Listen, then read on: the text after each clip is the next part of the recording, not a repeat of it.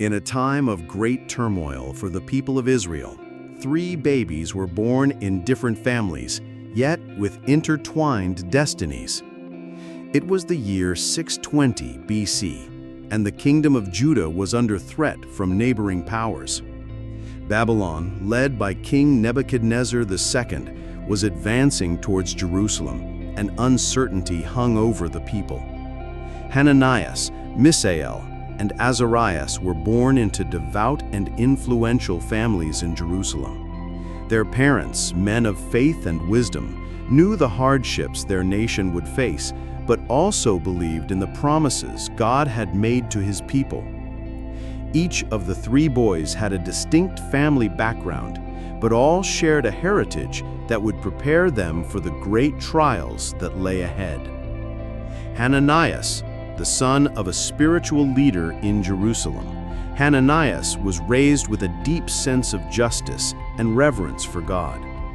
His father, a respected prophet, taught him to trust in the scriptures and never bow to false idols. From a young age, Hananiah stood out among his peers, known for his intelligence and courage. Mishael, born into a family of craftsmen, Mishael was always a practical and determined boy. His father, a skilled potter, taught him the value of hard work and dedication. Mishael learned from a young age how to use his hands to build and create, but also, alongside his father, learned the ancient traditions of Israel and the importance of worshiping God. Azariah, the son of a temple officer, was raised in an environment of pure devotion and focus on the laws of Moses. His mother, a woman of great faith, taught him to love the scriptures from his early childhood. He grew up with a peaceful and quiet spirit, but with immense inner strength, which would be needed for the challenges that lay ahead. The 3 boys became close friends during their childhood. They were inseparable, spending time together at religious festivals, listening to their parents' teachings, and studying the scriptures. Even though they were young, they already demonstrated a deep understanding of Israel's moral law, which stated that only the Lord, the God of Abraham, Isaac, and Jacob, should be worshipped. As they grew, Jerusalem went through difficult times. The power of Babylon was rising, and the fear of an invasion became more palpable. Hananiah, Mishael, and Azariah's families were among the most devout and respected, but even they were not immune to the threats of the expanding empire. It was in this climate of political and spiritual tension that the future of the 3 friends would be sealed. Their lives were about to be shaped by events that, even in the face of adversity, would preserve their unwavering faith.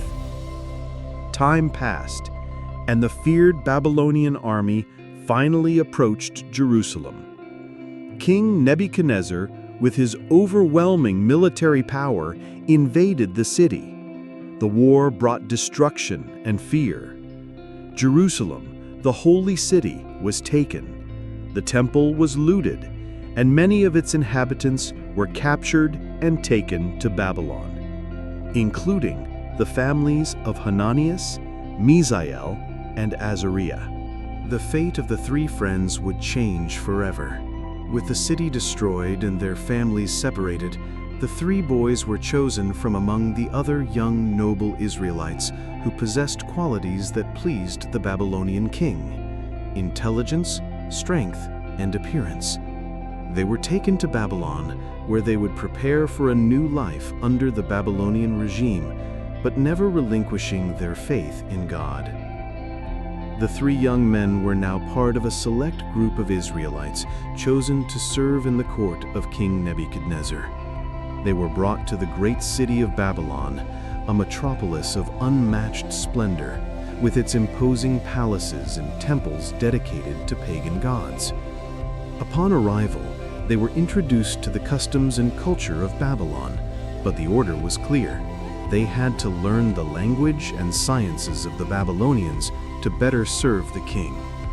Soon, the king ordered that all the young captives be renamed, renouncing their Israelite identities.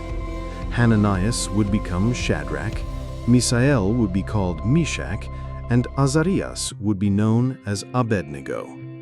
Although the new names represented an attempt to erase their identity, the three friends knew in their hearts who they really were. The names given by Babylon were mere external labels, but their true identity remained in their faith in the God of Israel. Despite all the pressures, the three young men maintained their connection with God. They continued to pray and meditate on the scriptures in secret, away from the eyes of the Babylonians. But as the years went by, the pressure to adapt to their new lives grew stronger. The food provided at court was sacrificed to Babylonian idols, and the young Israelites were encouraged to eat from it. But Hananiah, Mishael, and Azariah refused to contaminate their bodies with this impure food. They asked the chief of the eunuchs, who was in charge of them, to provide them with simple and pure foods in accordance with God's laws. The chief, fearful for their health, hesitated, but after a 10-day trial, it became clear that they were healthier and stronger than the other young men of the court. The courage and devotion of Shadrach, Meshach, and Abednego caught the attention of everyone, including King Nebuchadnezzar, who was impressed by their abilities and wisdom. Soon, they became prominent in the court, demonstrating great intelligence and loyalty. But their greatest challenges were just beginning.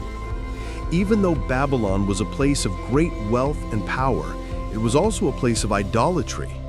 King Nebuchadnezzar ordered the construction of a massive golden statue and decreed that all the inhabitants of Babylon should bow down and worship it.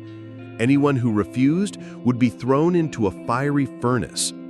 Shadrach, Meshach, and Abednego now found themselves facing an impossible dilemma: to bow to a pagan idol or to remain loyal to God, even if it meant death. They knew that the pressure to conform would be immense, but their convictions were unshakable. King Nebuchadnezzar's command was clear.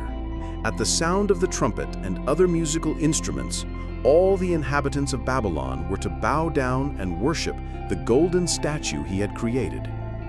The king, with his immense authority, believed his order to be absolute and that his deity was above all others. No one was to oppose this command. When the music played across the city and the statue shone in the sunlight, the crowd bowed in worship. But in the middle of the crowd, three figures stood tall: Shadrach, Meshach, and Abednego, the three Israelite youths who, despite now being called by Babylonian names, had never forgotten their true identity and never wavered in their faith in God. Their refusal did not go unnoticed. Some of the Babylonian officials, who saw the Israelites as an obstacle to the king's absolute power, rushed to inform Nebuchadnezzar of their disobedience. "O king, live forever. There are 3 men, Jews, whom you have appointed over the affairs of the province of Babylon, Shadrach, Meshach, and Abednego, who do not serve your gods or worship the image of gold you have set up." Furious at their insolence, the king ordered that they be brought before him. Nebuchadnezzar, his rage boiling over, looked at Shadrach, Meshach, and Abednego, trying to intimidate them. "Is it true, Shadrach, Meshach, and Abednego, that you refuse to worship my gods and bow down to the golden statue I have set up? Now, when you hear the sound of the music, if you are ready to fall down and worship the image I made, it will be well. But if you do not worship it, you will be thrown immediately into the fiery furnace, and then what God will be able to rescue you from my hand?" Their response, calm and firm, was full of faith and courage. "O Nebuchadnezzar, we do not need to defend ourselves before you in this matter. If we are thrown into the blazing furnace, the God we serve is able to deliver us from it, and he will rescue us from your hand, O king. But even if he does not, we want you to know, O king, that we will not serve your gods or worship the image of gold you have set up." Their answer struck at Nebuchadnezzar's pride, and his fury grew even more intense. He ordered the furnace to be heated 7 times hotter than usual. The flames were so fierce that the soldiers tasked with throwing Shadrach, Meshach, and Abednego into the fire were themselves consumed by the flames. The 3 young men, bound and thrown into the heart of the fire, were now facing certain death. But what no one expected happened. Inside the furnace, the 3 young men were walking freely, unscathed by the flames. And, astonishingly, a 4th figure appeared with them, as though it were a divine being.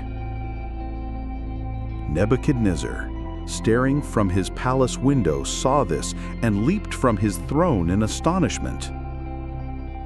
"Weren't there 3 men we tied up and threw into the fire?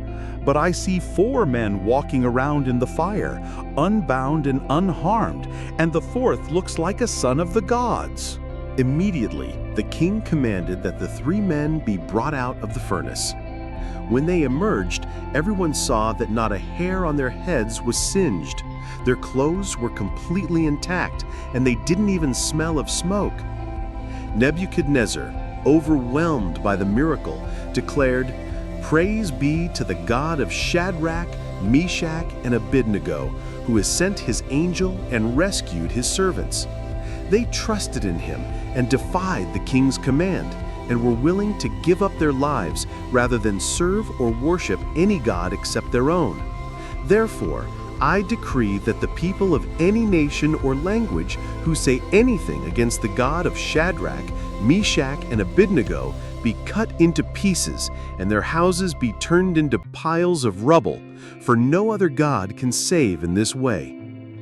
Once again, Shadrach, Meshach, and Abednego were not only spared from death, but were elevated in status within the Babylonian court, their faith and courage now a testimony to the power of their God. After the miraculous event in the fiery furnace, the whole of Babylon witnessed an extraordinary turn of events. King Nebuchadnezzar, once an absolute ruler with immense pride, was now confronted with something that transcended human power, the power of the God of Shadrach, Meshach, and Abednego. Though he had been impressed by the miraculous salvation, Nebuchadnezzar did not yet fully understand that true authority did not lie in his palaces or statues of gold, but in the God whom these 3 young men faithfully served. Despite acknowledging the divine miracle, Nebuchadnezzar's heart still held on to pride and arrogance. He believed that his own greatness was the source of his power, and he continued to elevate himself as a godlike figure. Yet this belief would soon be put to the test. One night, Nebuchadnezzar had a troubling dream, a dream that he could not comprehend. The king dreamt of a massive tree reaching all the way to the heavens, its leaves beautiful and its fruit abundant, feeding all the creatures of the earth. But suddenly, an angel from heaven descended and ordered that the tree be chopped down, leaving only the stump and roots bound in iron and bronze. Nebuchadnezzar, disturbed by the dream, summoned all his wise men, magicians, and astrologers to interpret it, but none could explain its meaning. Desperate for an answer, Nebuchadnezzar called upon Daniel, who, as before, had shown his ability to interpret divine visions. Daniel, now an older and well-respected man, was summoned to the palace to offer his interpretation. Nebuchadnezzar, troubled and confused, shared his dream with Daniel. "I saw a great tree in the middle of the earth, and it grew tall and strong, reaching to the sky and visible to the ends of the earth. Its leaves were beautiful and its fruit abundant, and it provided food for all. But then an angel from heaven descended and said, "Cut down the tree and trim off its branches, shake off its leaves and scatter its fruit. Let the animals flee from under it and the birds from its branches. But leave the stump and the roots bound with iron and bronze in the ground." What does this mean? Daniel listened carefully, and with great respect for the king, he revealed the interpretation. "O king, you are the tree. Your greatness has reached the heavens, and your kingdom has spread across the earth. But the command of the Most High is clear. God will humble you. You will be driven away from people and live like the animals of the field, eating grass like cattle. This will last until you acknowledge that the Most High rules over the kingdoms of men and gives them to whom he pleases."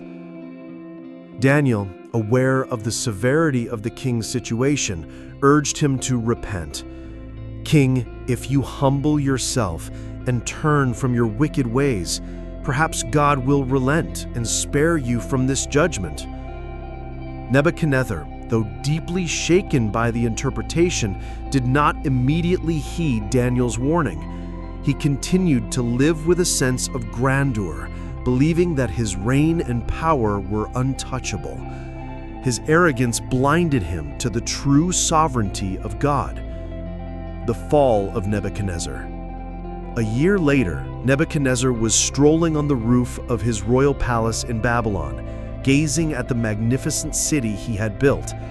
As he admired the splendor of his empire, he spoke arrogantly, "Is this not the great Babylon I have built by my mighty power and for the glory of my majesty?" At that moment, a voice from heaven interrupted him. "This is what is decreed for you, King Nebuchadnezzar. Your kingdom has been taken from you. You will be driven away from people and will live with the animals of the field. You will eat grass like cattle, and 7 times will pass by for you until you acknowledge that the Most High is sovereign over all kingdoms on earth and gives them to anyone he wishes." Immediately, what had been prophesied came to pass. Nebuchadnezzar lost his sanity.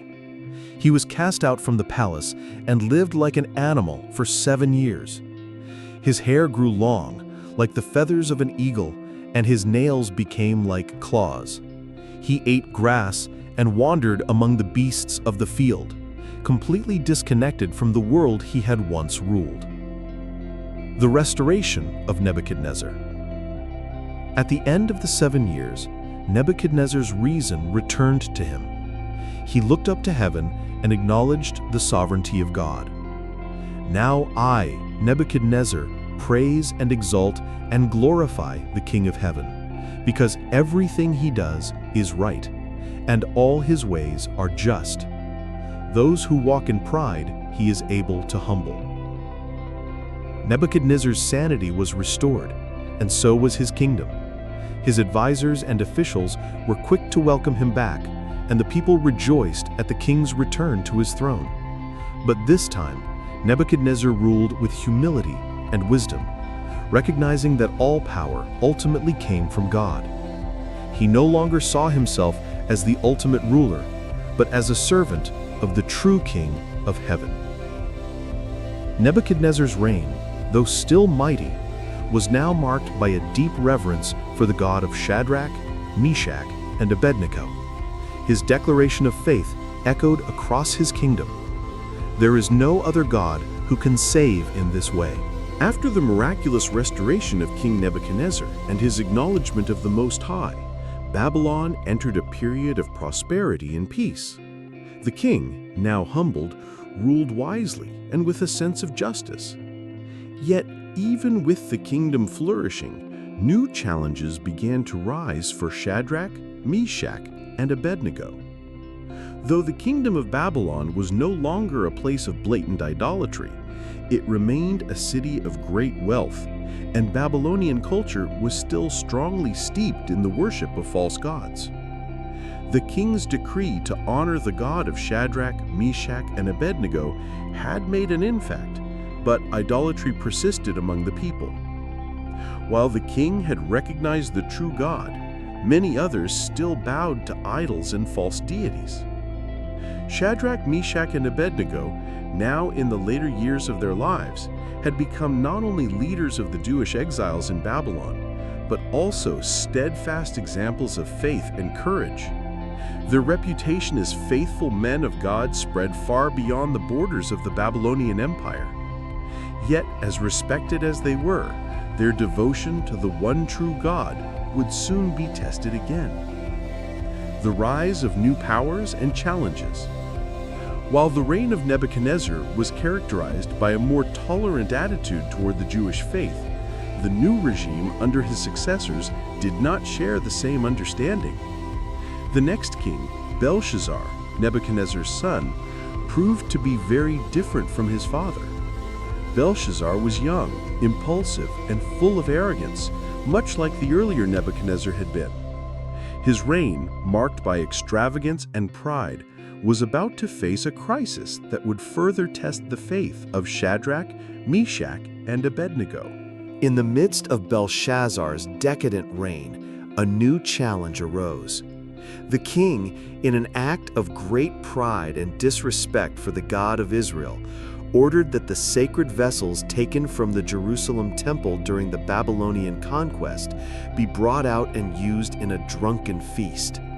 He and his nobles drank wine from the holy vessels, dedicating them to the false gods of Babylon. This blatant sacrilege was a direct affront to the God who had shown his power so dramatically through Shadrach, Meshach, and Abednego's deliverance from the fiery furnace. Shadrach, Meshach, and Abednego, now older and wiser, were deeply troubled by this action. Their devotion to God had never wavered, but the king's defiance of the divine was a direct insult to their faith. This act of sacrilege would set the stage for one of the most dramatic moments in Babylonian history, an event that would shake the foundations of the empire itself. Don't forget to like and share with your friends. Subscribe to the channel so you don't miss any exciting stories, and turn on the bell to receive notifications firsthand. We want to hear your opinion. Comment below on what you think of this video and share your thoughts with us. Let's be part of this journey of faith and learning together. The writing on the wall. That night, as Belshazzar and his nobles feasted, a mysterious hand appeared and wrote on the wall of the palace. The writing was cryptic, and none of the king's wise men could interpret it. Terrified, Belshazzar summoned Daniel, the prophet who had been known for his wisdom and ability to interpret divine messages. Daniel had once again risen to prominence in the Babylonian court, and he was called upon to interpret the strange writing on the wall. The words on the wall read, "Mene, Mene, Tekel, Parsin." When Daniel saw the inscription, he understood the message immediately and, with solemnity, approached the king. Daniel's interpretation was clear and sobering. "Mene, God has numbered the days of your reign and brought it to an end. Tekel, you have been weighed on the scales and found wanting. Parsin, your kingdom is divided and given to the Medes and Persians." Daniel's words struck terror in Belshazzar's heart. The judgment was clear. God had determined that the kingdom of Babylon had come to an end, and the Medes and Persians would take over. The fall of Babylon. That very night, as prophesied by Daniel, the mighty city of Babylon fell. The Medo-Persian forces, led by Cyrus the Great, breached the city's walls and overthrew the Babylonian kingdom. Belshazzar was slain, and the empire that had once ruled the known world crumbled to the ground. Shadrach, Meshach, and Abednego, although they had lived through so much change and upheaval in their lives, continued to be pillars of faith and wisdom in the new regime. They did not seek revenge or fight for power in the wake of Babylon's fall. Rather, they remained true to their mission, serving God and remaining steadfast in their beliefs. Cyrus, the new ruler of the Persian Empire, recognized the wisdom and devotion of these three men. They were honored not for their positions of power or political maneuvering, but for their unwavering commitment to their God. A new era for the Israelites. Though the fall of Babylon had brought an end to one empire, it marked the beginning of another. The Persians, under Cyrus, allowed the Jewish exiles to return to Jerusalem and rebuild the temple.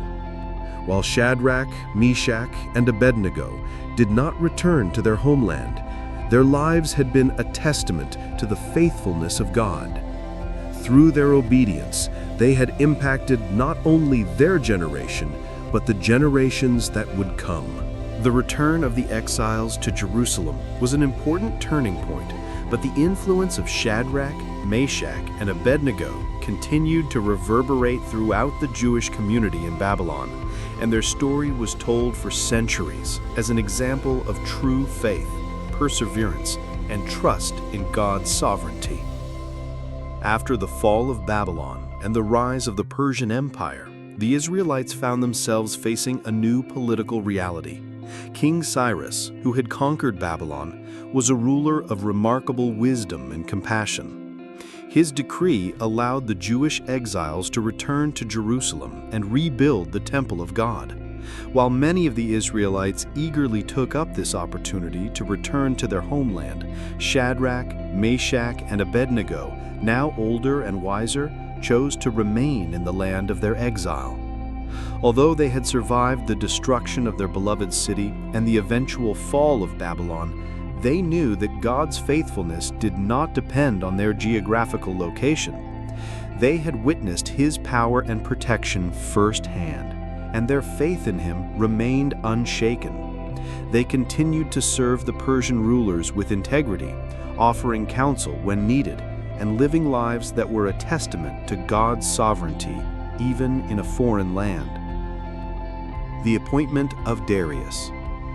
Cyrus, having secured the empire, appointed Darius the Mede as governor over Babylon. Darius, while a capable and fair ruler, was faced with the difficult task of governing a vast and diverse empire, one that included numerous peoples and cultures, many of whom had their own customs and religions. Shadrach, Meshach, and Abednego, although still in positions of prominence within the Persian court, were careful to maintain their distinct identity as followers of the God of Israel. Their reputations had spread far beyond the borders of Babylon, and they were known throughout the Persian Empire as men of great wisdom, and most importantly, men of deep faith. Darius, recognizing their integrity, appointed them to high positions in his government. Despite their success and influence, the three friends remained focused on their faith, continuing to honor God above all else, even if it meant going against the policies of the empire. The plot against Daniel. As Darius consolidated his power, he began to appoint satraps and administrators to help govern the provinces of his vast empire. Daniel, who had risen to prominence under Nebuchadnezzar, remained a trusted figure in the new Persian regime. His wisdom, insight, and unwavering faith in God made him a respected leader, and he quickly earned the favor of King Darius. However, the other administrators and satraps in the court, jealous of Daniel's influence and integrity, saw an opportunity to undermine him. They knew that Daniel's loyalty to God and his refusal to worship any deity but the God of Israel would be their leverage. These officials, who were hostile to Daniel's faith, devised a cunning plan to trap him. They persuaded King Darius to issue a royal decree that would ban all petitions or prayers to any god or man except to the king for the next 30 days. The penalty for disobeying this decree would be a sentence to the lion's den. This law, which seemed harmless at first, was clearly designed to target Daniel, who was known for his daily prayers to God. Daniel's faithful stand. When Daniel learned of the decree, he knew he could not comply. For him, obedience to the king was important, but his loyalty to God was paramount.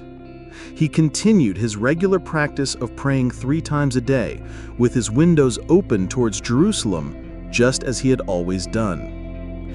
Daniel's disobedience did not go unnoticed. The conspirators, having anticipated his response, quickly reported him to the king. Darius, distressed by the situation, was reluctant to carry out the punishment, but was bound by the law of the Medes and Persians, which could not be revoked once enacted. With a heavy heart, Darius ordered that Daniel be thrown into the lion's den. Before Daniel was thrown in, Darius expressed his hope that the God whom Daniel served so faithfully would rescue him. "May your God, whom you serve continually, rescue you," Darius said. The miracle of the lion's den. That night Darius could not sleep. He fasted and could not find rest, filled with anxiety over what had happened to Daniel.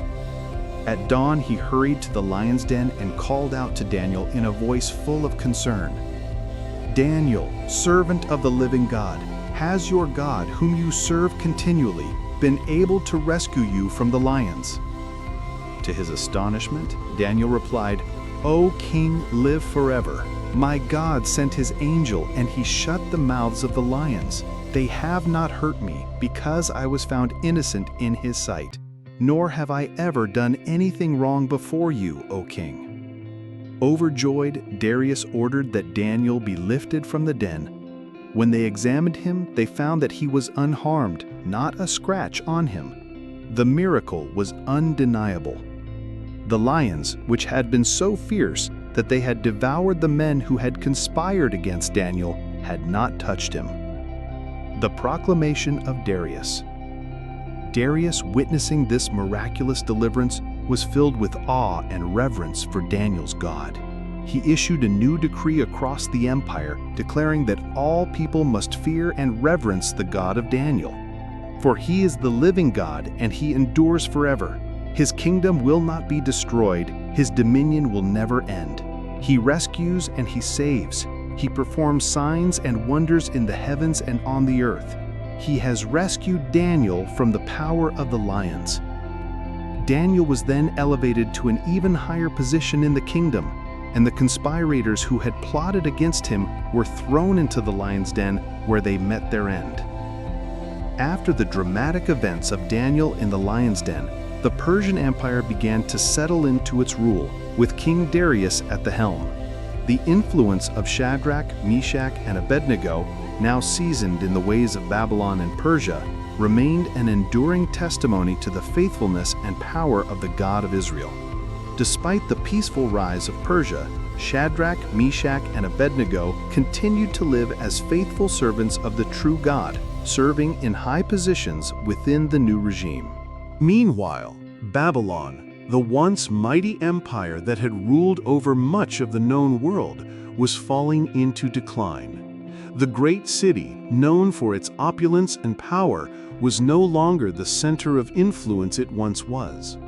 The passing of King Nebuchadnezzar had begun a series of unstable reigns, culminating in the fall of Babylon to the Persian Empire under Cyrus the Great. It was a historical moment, the final defeat of the Babylonian Empire, and the people of Israel, scattered in exile for decades, were now allowed the chance to return to their homeland. While many of the Israelites were eager to return to Jerusalem and rebuild the temple, Shadrach, Meshach, and Abednego, now elders, knew that their place was not in the city of their birth, but in the lands where they had lived out their faith. The shift in power and the role of Darius. As the new Persian Empire solidified its rule, King Darius became aware of the massive changes within his empire. With the fall of Babylon, Persia had inherited not only the wealth of Babylon, but also its diverse cultures and peoples. Darius recognized the value of preserving the existing leadership structures and maintaining the loyalty of the people, including the Jewish exiles who had once served in the courts of Babylon. In recognition of their wisdom and service, Shadrach, Meshach, and Abednego were again placed in prominent positions within the Persian government. But despite their status, they had no desire for political power or control. Their devotion to God remained their central focus, and they quietly supported the rebuilding efforts of Jerusalem, knowing that the true restoration lay not only in the physical rebuilding of the temple, but in the spiritual restoration of God's people. A new decree for the Jewish people.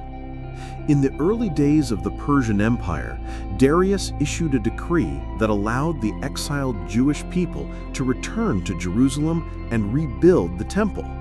This decree fulfilled the prophecies of old, and many Jews eagerly embarked on the long journey back to the land of their ancestors.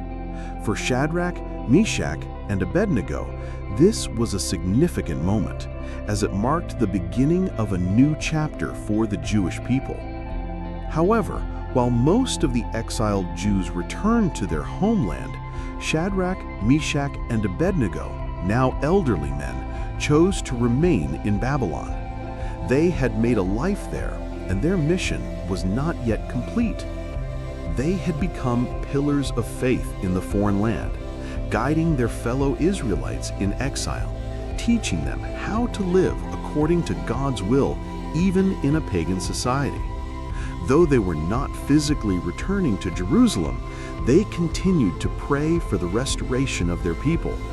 Their hearts were with the Jews returning to Jerusalem, but their work was in Babylon, where they ministered to those who were still in exile, holding on to the promises of God. The legacy of faith in Babylon. As the years passed, Shadrach, Meshach, and Abednego's influence extended beyond the borders of Babylon. Their unwavering faith had not only changed the hearts of Persian rulers, but had also impacted the lives of many who were exposed to their testimony. The story of their miraculous deliverance from the fiery furnace had spread throughout the Persian Empire, and it served as a beacon of hope for those who found themselves in difficult situations. Through their lives, Shadrach, Meshach, and Abednego had proven that faith in God could endure even in the most hostile of environments. They had lived as faithful servants of the king, but their loyalty to God remained absolute, and they had been a testimony to his sovereignty and power. The restoration of the people of God. Meanwhile, the Jews who had returned to Jerusalem began the difficult task of rebuilding the temple. The work was slow, and they faced opposition from neighboring peoples, but the heart of the nation was renewed. As they rebuilt the temple, they were reminded of the faithfulness of God in keeping his promises, promises that had been fulfilled even in their time of exile. For Shadrach, Meshach, and Abednego, their story was one of faithfulness to God, not in the abundance of a thriving kingdom, but in the midst of exile, oppression, and hardship. They had remained faithful to their calling and had allowed their lives to be a witness of God's provision and power. Though they did not return to Jerusalem, their faith had helped restore the spirit of the Jewish people, and their testimony lived on in the hearts of all who heard it. The true restoration was not just in the rebuilding of physical structures, but in the hearts of the people who were learning to trust God once more. As the Persian Empire settled into its new order, the influence of Shadrach, Meshach, and Abednego remained ever present. These three men, who had stood firm in their faith through the fall of Babylon, the rise of Persia, and the challenges of living in a foreign land, continued to inspire those around them, both Israelites and non-Israelites alike.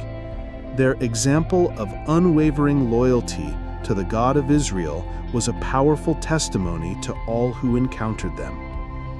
The Jewish people, now living in the Persian Empire, had begun to rebuild the temple in Jerusalem. But the restoration of the temple was not just about the physical rebuilding of the structure. it was about the restoration of their hearts. Shadrach, Meshach, and Abednego, though not physically present in Jerusalem, continued to pray for their people, asking God to bring true spiritual renewal to the Jewish nation. The new proclamation by Darius. One of the most significant moments in the history of the Jewish exile in Persia came when King Darius issued a proclamation recognizing the God of Shadrach, Meshach, and Abednego. The king, having witnessed their incredible faith and the miraculous intervention of God on their behalf, publicly declared the greatness of their God. In a proclamation that would echo throughout the empire, Darius declared, "I, Darius, make a decree that in every part of my kingdom people must fear and reverence the God of Shadrach, Meshach, and Abednego. For he is the living God, and he endures forever. His kingdom will not be destroyed, his dominion will never end. He rescues and he saves. He performs signs and wonders in the heavens and on the earth. He has rescued Daniel from the power of the lions and has delivered Shadrach, Meshach, and Abednego from the fiery furnace. Therefore, I make this proclamation to all my subjects. Anyone who speaks against the God of Shadrach, Meshach, and Abednego will be punished, for no other God can save in this way." This proclamation by Darius was a monumental moment for the Jewish people in Persia. It was not only a recognition of their God's power, but also a public affirmation that the true God was supreme over all other gods. The king's words served as a powerful reminder that despite the challenges the Israelites had faced in exile, their faith had triumphed. Spiritual renewal in Babylon and Persia. While the proclamation was a victory for the followers of God, it also marked a turning point in the spiritual life of the Jewish people living in exile. The decree brought a renewed sense of pride and purpose to the exiles, as they were reminded that God's power was greater than any empire or ruler. Shadrach, Meshach, and Abednego had not only survived the trials of the furnace and the lion's den, but they had also influenced an entire empire, showing that God's truth could reach even the highest echelons of power. The spiritual renewal that began with the king's decree spread throughout the Jewish community. Those who had been in exile for so long now had renewed hope. They began to see their return to Jerusalem not just as a physical journey, but as a spiritual one. They were coming back to rebuild not just the walls of the city, but also the walls of their hearts. A living legacy. Shadrach, Meshach, and Abednego, though now elderly, continued to serve as spiritual leaders in Babylon and Persia. They had become living examples of how faithfulness to God could endure even in the most hostile of environments. Their courage in the face of the fiery furnace and their unwavering commitment to the God of Israel had left a legacy that would be carried on for generations. Though they did not return to Jerusalem, they knew their mission was far from over. They had been faithful stewards of their calling, and their lives had borne witness to the greatness of God. In their final years, they remained devoted to teaching the next generation about God's power, urging them to stand firm in their faith no matter what challenges they would face. A final testament. When the time came for them to pass from this world, Shadrach, Meshach, and Abednego left behind a legacy of faith, courage, and trust in the sovereignty of God. Their story continued to inspire both Jews and Gentiles alike, and their testimony lived on in the hearts of those who had witnessed their lives and those who had heard their story. The final testament of Shadrach, Meshach, and Abednego was not just in the miracles they experienced, but in the way they lived their lives, lives dedicated to the service of the one true God, even in exile, even in the face of death. Their legacy would continue to inspire generations to come, reminding all who heard their story that the true God is always present, always faithful, and always sovereign over all things. As the years passed, Shadrach, Meshach, and Abednego grew older, and their influence in Babylon and Persia continued to flourish. Though their physical strength began to fade, their faith remained as vibrant as ever. They had witnessed the miraculous protection of God time and time again, and their lives had become living testimonies to the greatness of the God they served. While the Persian Empire flourished under the leadership of Darius and later his successors, the memories of the past, of the fiery furnace and the lion's den, still burned brightly in the hearts of the people. The story of their deliverance had been passed down through generations, becoming a symbol of God's unwavering faithfulness to his people. Now, as elderly men, Shadrach, Meshach, and Abednego knew their time on earth was coming to an end. They had lived through incredible trials and seen their people's fortunes change. Yet, one thing remained constant: their unshakable faith in the God of Israel. Passing on the torch of faith. Though the three men had served in the highest echelons of the Persian court, they had never sought power or prestige for themselves. Their greatest concern had always been the well-being of their people and the worship of the true God.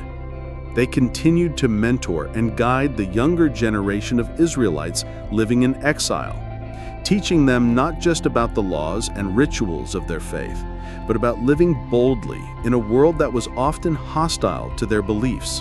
The younger Israelites, who had grown up hearing the stories of Shadrach, Meshach, and Abednego, now saw these men as the very embodiment of faithfulness. They knew that despite the opulence and allure of the Persian Empire, their loyalty must lie with the God of Israel, the God who had protected their forefathers and had delivered them from the furnace. A new generation of leaders. As the new generation of Jews in Persia rose up, they looked to the example of Shadrach, Meshach, and Abednego. These three men, who had once been young captives in a foreign land, had become spiritual leaders and role models for their people.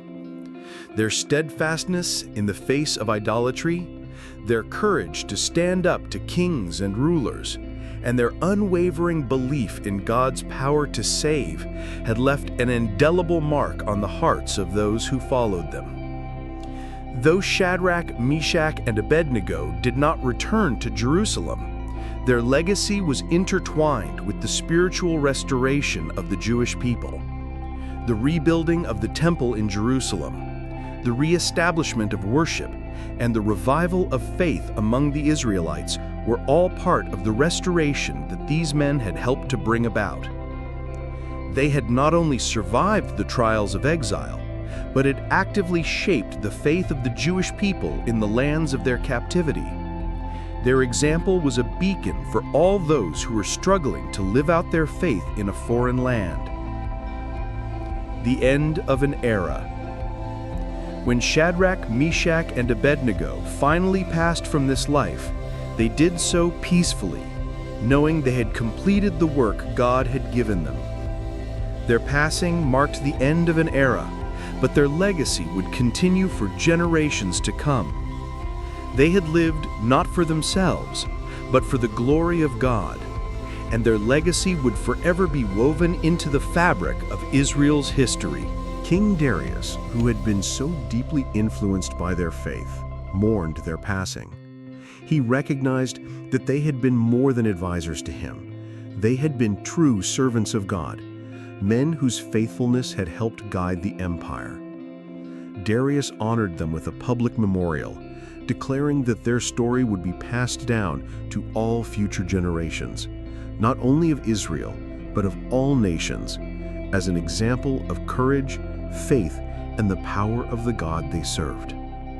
The eternal legacy. Though Shadrach, Meshach, and Abednego were no longer physically present, their legacy continued to inspire countless others. Their story became a symbol of how God could protect and deliver his people even in the most impossible circumstances.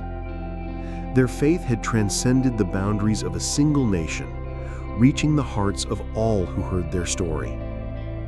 Generations later, as the Jewish people continued to face hardships and trials, they would remember the courage of Shadrach, Meshach, and Abednego. They would remember the faith that sustained them in the furnace, the conviction that gave them strength to stand before kings, and the unwavering trust they had in God's ability to save. The legacy of these three men would live on forever, not just in the pages of Scripture, but in the hearts of all who strive to live faithfully, even in the face of adversity. As time passed and the era of Shadrach, Meshach, and Abednego came to a close, the story of their faith continued to resonate throughout the Persian Empire, across generations, and beyond the boundaries of the Jewish people. Their names became synonymous with courage, steadfastness, and a powerful witness to the faithfulness of God. Even after their passing, the spiritual legacy they had created continued to unfold in the lives of those who followed their example. The Jewish people, now spread throughout the Persian Empire and beyond, found in their story a powerful reminder that God's promises could be trusted no matter the circumstances. Their refusal to bow to idols, their unwavering commitment to the God of Israel, and their miraculous deliverance from death had proven that God's power was limitless, greater than any empire, greater than any king. The rebuilding of Jerusalem and the Temple. In Jerusalem, the rebuilding of the Temple continued, a physical sign of the restoration of the Jewish people. The Persian Empire, which had once conquered Babylon, had now become a vehicle for God's purposes, allowing the exiles to return to their homeland and re-establish the center of their worship. While Shadrach, Meshach, and Abednego had not returned to Jerusalem with their fellow Israelites, their influence on the spiritual life of the Jewish people was profound. The courage and faith they displayed in the courts of Babylon had been passed down to the next generation, and it was evident in the zeal with which the Jewish people sought to rebuild not only the temple, but also their devotion to God. The temple was rebuilt as a place of worship and a symbol of God's promise to restore Israel. Yet just as Shadrach, Meshach, and Abednego had taught, the true restoration was not in the building itself, but in the hearts of the people. The faith and devotion that the three men had lived out in exile were now being lived out in Jerusalem as well. A symbol of God's sovereignty. Though many of the Israelites had returned to their land, others remained in the Persian Empire, where they continued to live as faithful witnesses to the God of Israel. The story of Shadrach, Meshach, and Abednego was told and retold, becoming a cornerstone of their faith. The lessons they imparted of trusting in God, standing firm in faith, and believing that God could deliver them no matter what became central to the identity of the Jewish people in exile. Their legacy was not just in their miraculous deliverances from the furnace and the lion's den, but in the way they had shaped the spiritual life of an entire nation. They had shown that God was not confined to a particular place or time, but that His power could reach even the most remote corners of the earth. In the Persian court, the king's proclamation that no one could speak against the God of Shadrach, Meshach, and Abednego stood as a lasting testament to the power and sovereignty of the God of Israel. It was a declaration that echoed throughout the empire and beyond, carrying the message that no matter how powerful the empires of the earth might seem, God was supreme over all. Their eternal legacy. As generations passed, the faith of Shadrach, Meshach, and Abednego became a model for those who would follow. Their example was not just of surviving persecution, but of thriving in faith, even in the face of insurmountable odds. Their story was passed down from parent to child, from teacher to student, as a living example of what it meant to live a life devoted to God. For centuries, the story of Shadrach, Meshach, and Abednego would inspire countless others. They had taught the world that faithfulness to God could stand firm in any circumstance, whether in the courts of the most powerful empire, in the face of a fiery furnace, or in the den of lions. Their testimony became a foundation for future generations of believers both in Israel and beyond. And in the fullness of time, the legacy of these three men would live on in the eternal promise of God's presence and power. They had been living proof of God's ability to protect, deliver, and transform, and their faithfulness would continue to bear fruit in the hearts of believers for all time. Conclusion: the story of Shadrach, Meshach, and Abednego is one that transcends time, place, and circumstance. It is a story of courage, faith, and unwavering devotion to the God of Israel. Their lives serve as an eternal reminder that God is with His people, even in the most difficult of times. No matter where we are, no matter what we face, the faith that Shadrach, Meshach, and Abednego demonstrated is still relevant today. A faith that speaks of the greatness of God, His ability to deliver, and His desire to be glorified in the lives of His followers. And so, their legacy endures, written in the hearts of all who dare to believe in the power of the living God. Did you like the video? Don't forget to leave your like and share it with your friends. Subscribe to the channel so you don't miss any exciting stories, and activate the bell to receive notifications firsthand. And we want to know your opinion. Comment below what you thought of this video and share your thoughts with us. Let's be part of this journey of faith and learning together.